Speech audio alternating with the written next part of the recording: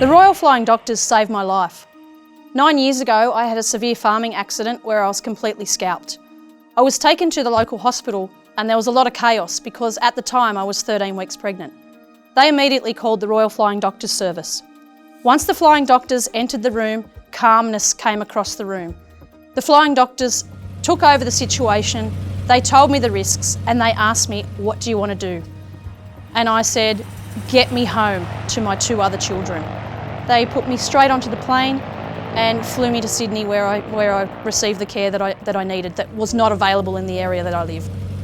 Thankfully to the Flying Doctors, I am a mum now to 3 beautiful children and I still have my life. I can never repay what the Flying Doctors have done for me.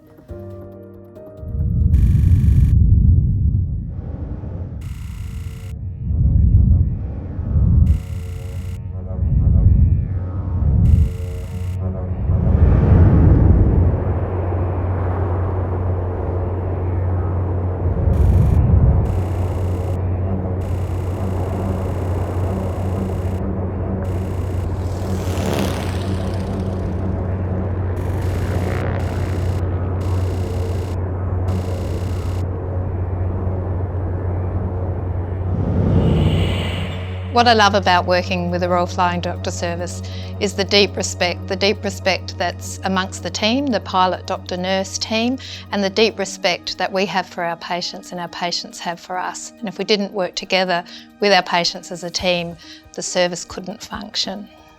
I think that the Royal Flying Doctor Service is well known for the work that it does in emergencies. I think what's less well known is the work that we do every day, delivering a health service to people who otherwise wouldn't have a health service. We go where no doctor goes, where no nurse works.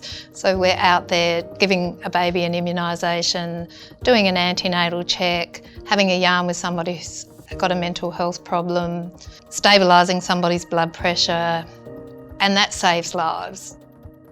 If the Royal Flying Doctor Service didn't exist, I don't think the outback as we know it would exist. I don't think there'd be the families and children living out there. I think it gives people the confidence to live in these very remote and isolated areas on their own without knowing that there's a doctor down the road or a hospital down the road, but they know that we are only a phone call away.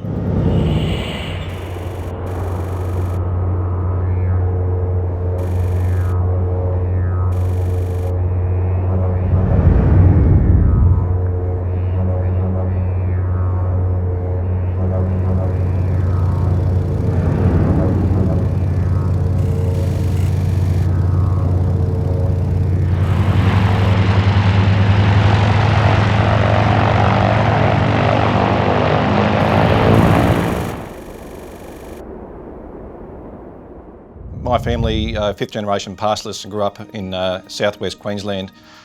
The association started with my grandfather who had his head caught in a windmill back in the early 50s. And the RFDS came out, landed just on dark and stitched him up by lantern light with the pilot holding the lantern. And that led on to me being the youngest of 10 children, 8 boys and 2 girls, living 80 k's west of the closest town, a little town called Quilpie. And as boys do, we had a long association with the RFDS with a litany of accidents in the area. And both my brother and my father wouldn't be here these days if it wasn't for the Royal Flying Doctor Service. And when I decided to become a pilot, my goal was to become a Royal Flying Doctor Service pilot. I was lucky enough to achieve that goal. I've been with the Royal Flying Doctor Service for 4 years. It's a privileged position, it's a challenging position. Each day is very different. You don't have an instrument approach to every runway. Doing approaches at night and landing on kerosene toilet rolls and very limited resources is a challenge. Our training prepares us for that. To come full circle and be a Royal Flying Doctor pilot now, it makes me appreciate the remoteness of Australia and just how important the service is to give some security and confidence and continuity of care to the people of Australia.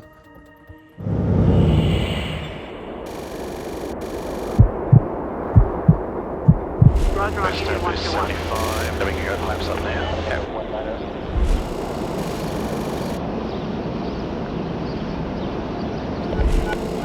Drop and say hole and ask the dog to go over and treat that person.